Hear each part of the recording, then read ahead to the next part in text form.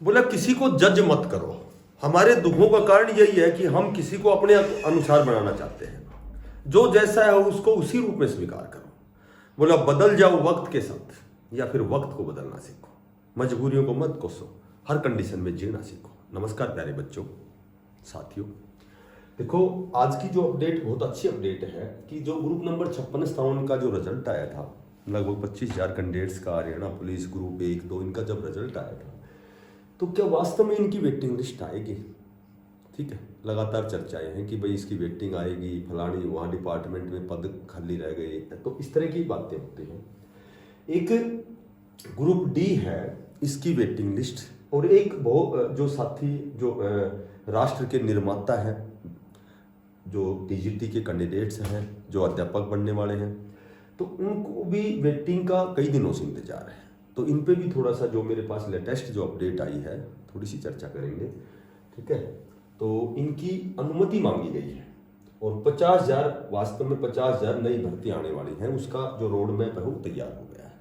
तो इसी पर बिल्कुल संक्षिप्त में हम चर्चा करेंगे। देखो जो ग्रुप नंबर 56 है, ठीक है, ग्रुप नंबर 56 में बहुत प्रकार के जैसे पद थे, डिपार्टमेंट थे। ग्रुप नंबर 57, तो मैं आपको बताता हूं कि ओनली पटवारी, ठीक है, पटवारी कह सकते हैं, इसके बाद में हम ग्राम सचिव कह सकते हैं, और उसके बाद में हम क्लर्क कह सकते हैं। इन 3 पदों पर तो कन्फर्म आपकी वेटिंग आएगी, लेकिन कट ऑफ बहुत ज्यादा नीचे नहीं जाएगी। ठीक है, बाकी जितने भी डिपार्टमेंट हैं उनमें ना के बराबर चांस है। वो क्यों है? क्योंकि जो 3-4 गुना कैंडिडेट थे, प्रेफरेंस के कारण उन्होंने जो भी प्रेफरेंस भरा था, पहले तो उनका जो 3-4 गुना की कट ऑफ ही, जो सीईटी प्री की जो कट ऑफ थी 4 गुना की मेन के लिए, जो बच्चे क्वालिफाई हुए थे वो लगभग सारे लग गए। तो उनमें तो कैंडिडेट ही नहीं है। वो क्या हुआ कि कहीं 1-2-4 कम हो तो वो अलग बात है, क्योंकि वो तो वेरियस प्रकार के डिपार्टमेंट में चले गए। प्रेफरेंस के अकॉर्डिंग उन्होंने जो प्रेफरेंस में उन्होंने जो प्राथमिकता दी थी उस हिसाब से वो तो चले गए। लेकिन यहाँ जो 3 पोस्ट ऐसी हैं, पटवारी, ग्राम सचिव और क्लर्क, यहाँ जितने भी पद वैकेंट हैं, तो जो भी 4 गुना जिन्होंने ये मेंशन किया था, प्रेफरेंस जो मेंशन किया था, तो उन कट ऑफ से जो नीचे 1-आध नंबर जो नीचे रह गया था, तो उनकी वेटिंग लिस्ट आएगी। संभवतः भी नहीं कहा है, पॉसिबिलिटी नहीं, वो आएगी ही आएगी। ठीक है, लेकिन ये केवल 3 में, ना वार्डन में आए, ना टैक्सेशन में आए, या जो भी जितने प्रकार के पद थे उनमें नहीं आएगी, मतलब रेयर चांस है। ठीक है, ग्रुप नंबर 57 में जो क्लर्क की थी, यहाँ आपको वेटिंग लिस्ट देखने को मिलेगी, लेकिन थोड़ा सा समय लगेगा। देखो वो समय क्या होता है कि जो भी कैंडिडेट ज्वाइन नहीं करता है तो उसको रिमाइंडर दिए जाते हैं, 2 से 3 रिमाइंडर दिए जाते हैं। ठीक है, हालांकि मेरे ख्याल से डीएसएस में तो ऐसा है प्रोसीजर कि भाई 1 साल तक वो पद रिक्त नहीं माने जाते, कि भाई 3 रिमाइंडर देंगे, उसके बाद भी यदि ज्वाइन नहीं करता है और बाय द वे वो 1 साल से पहले आपके ज्वाइन करने आ जाता है, तो वो जब तक पद रिक्त नहीं माना जाता, 1 साल बाद रिक्त माना जाता है। अब एचएसएससी का भी मेरे ख्याल से यही नियम होता है सरकारी का। तो ये आएगी आपकी वेटिंग, तो आएगी जिन्होंने ज्वाइन नहीं किया है। ठीक है, और उसके बाद जो पद वैकेंट रह गए तो ये तो वेटिंग आनी है। और उसके बाद यदि हम बात करते हैं, एक तो देखो फिलहाल जो लगातार जो बातें हैं, एक तो ग्रुप डी की बात है, ठीक है, और एक भाई मैं करूं तो टीजीटी वेटिंग की बात है। तो क्या होता है कि जब ये जो वेटिंग लिस्ट आती है, देखो ग्रुप डी में तो सभी को पता है लगभग 10 से भी प्लस ऐसे कैंडिडेट है जिन्होंने ये पद डी ग्रुप का पद छोड़ दिया है। कुछ एक 2018 की भर्ती में छोड़ दिया है और बहुत से कैंडिडेट ने यहाँ छोड़ दिया। तो एक बहुत बड़ी लिस्ट आने वाली है आपकी, और वैकेंट बहुत ज़्यादा पद हो गए हैं, और कुछ एक ऐसे कैंडिडेट हैं जिन्होंने ज्वाइन ही नहीं किया। ठीक है, ज्वाइन नहीं किया। तो क्या होता है कि जब भी कोई वेटिंग लिस्ट निकाली जाती है तो एचएसएससी आयोग द्वारा मुख्य सचिव से परमिशन मांगी जाती है। ठीक है, तो जहाँ तक सुनने में आया है वो परमिशन मांगी जा चुकी है कि भाई इतने पद वैकेंट है, हमें इतने पदों पर कैंडिडेट चाहिए, रिक्वायरमेंट है। तो ये जो इनका जो है, एक तो मैं बात करूं डी ग्रुप की, ये तो बहुत बड़ी लिस्ट आएगी। ठीक है, कट ऑफ पे भी बहुत बातें हो चुकी हैं, लेकिन बहुत बड़ी लिस्ट आएगी। ये एक लिस्ट नहीं आएगी, कम से कम 2 से 3 लिस्ट आएंगी, आप देख लेना।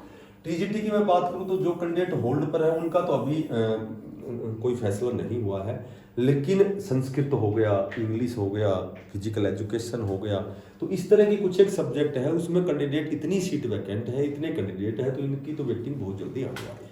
ठीक है, जो कैंडिडेट होल्ड पे नहीं है तो उनकी वेटिंग लिस्ट की परमिशन मांगी जा चुकी है, तो ये आपकी वेटिंग लिस्ट बहुत जल्दी आने वाली है। बात करूं सीईटी की, तो सीईटी तो अभी होने वाला है, नया सीईटी होने वाला है। बात करूं 50,000 क्या वास्तव में पदों पर भर्ती आएगी, तो 100% आएगी।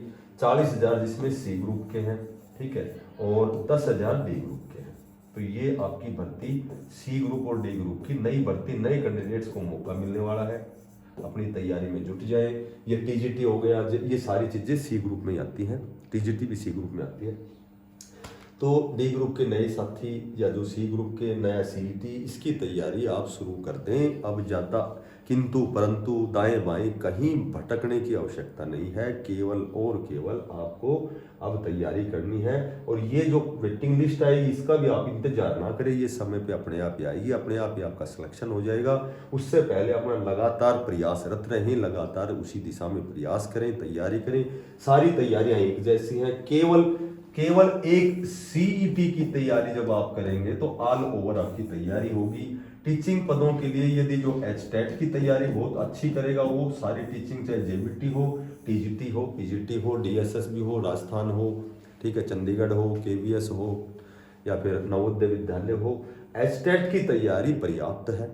ठीक है, इसमें पेडागोजी भी है, सीडीपी भी है, इसमें सब्जेक्ट की भी तैयारी होती है। सीईटी में वही math, reasoning, Hindi, English, Haryana GK, current affair, सारी चीज़ें, तो ये बिल्कुल विस्तृत है तैयारी। इसके बाद बाकी थोड़ी तैयारी की जरूरत करनी पड़ेगी जब मेन एग्जाम आएगा।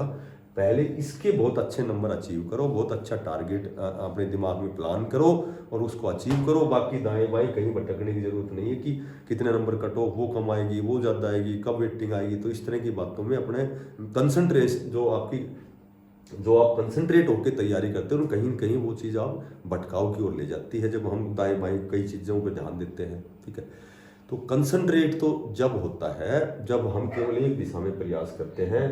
यदि द्रोणाचार्य पांडवों और कौरवों की जब उन्होंने परीक्षा ली थी, यदि अर्जुन से ये नहीं कहता कि मुझे केवल चिड़िया की आंख दिखाई देती है, इसका मतलब वो बहुत बड़ा धनुर्धर बना। आप केवल एक जगह अपना केंद्रित हो जाओ, कंसंट्रेशन बढ़ाओ और उसी दिशा में प्रयास करो। बाकी अपने आप पीछे उस विधाता पर छोड़ दो, आपका काम फिट है।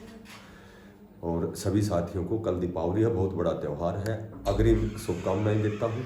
ठीक है, और जो साथी नए हैं चैनल को सब्सक्राइब करना, ज़्यादा से ज़्यादा इसको शेयर करना और सभी साथियों को बेस्ट ऑफ लक। धन्यवाद, राम राम।